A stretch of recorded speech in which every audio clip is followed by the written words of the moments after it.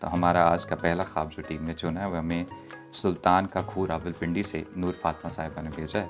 کہتی ہیں السلام علیکم ڈاکٹر صاحب۔ وعلیکم السلام ورحمۃ اللہ۔ پھر کہتی ہیں کہ میں نے خواب میں سورج گرہن دیکھا ہے، یہ کس چیز کی نشانی ہے؟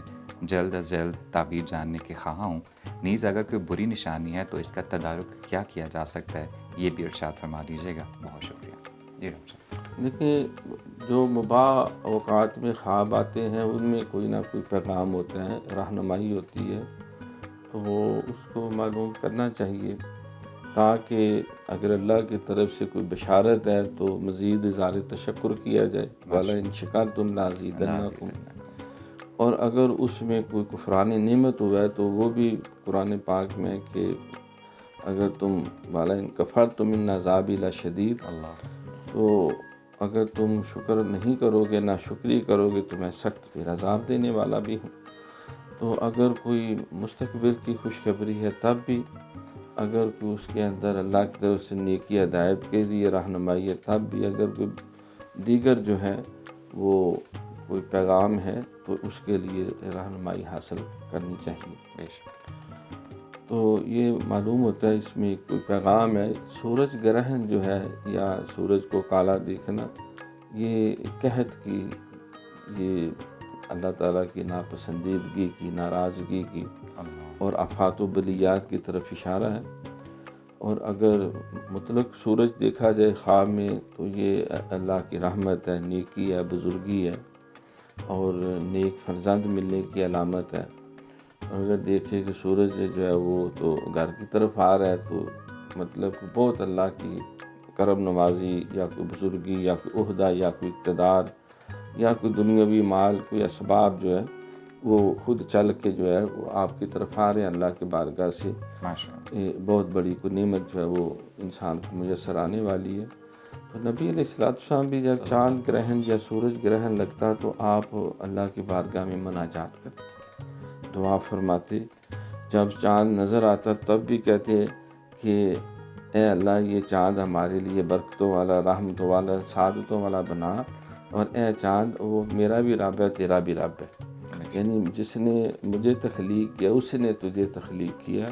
تو جب سورج گرہن یا چاند گرہن لگے تو آپ اللہ کی بارگاہ میں مناجات کرتے، دعائیں کرتے، بلکہ نماز کسوف اور نماز خسوف جو ہے نا وہ بھی پڑھی جاتی ہے۔ سورج گرہن، چاند گرہن جب تک وہ روشن نہیں ہو جاتا اتنی دیر جو ہے وہ اللہ کی بارگاہ میں رکوع و سجود کیے جائے، تلاوت کی جائے اور اللہ کی بارگاہ میں استغفار پڑھا جائے۔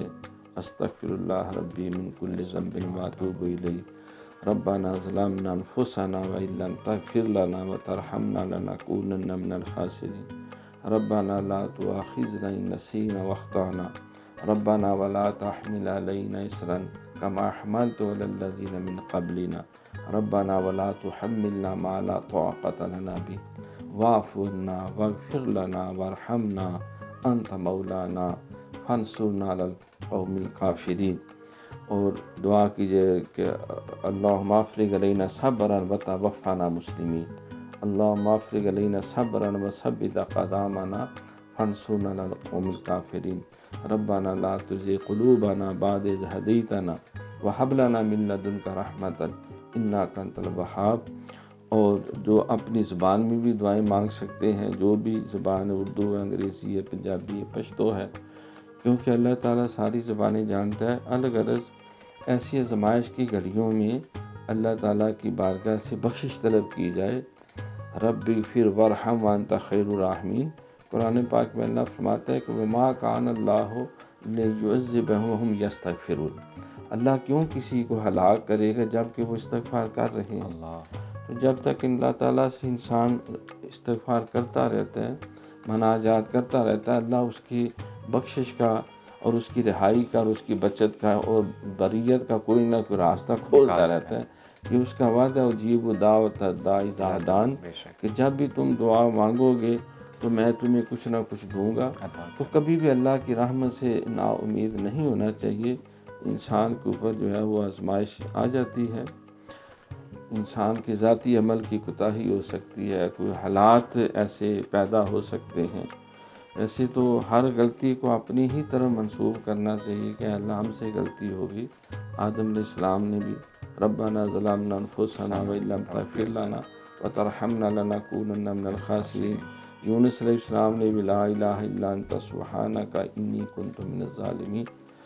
تو اللہ کے بارگاہ میں استغفار کی جائے. بہت شکریہ ڈاکٹر صاحب. جی نور فاطمہ صاحبہ، جیسے کہ ڈاکٹر صاحب نے کہا کہ یہ سورج گرہن کا دکھنا جو ہے یہ کسی آزمائش کا جو ہے وہ پیش خیمہ ہو سکتا ہے، تو آپ کو چاہیے کہ آپ استغفار کریں. انشاءاللہ تعالی اللہ اس کا تدارک کرے گا.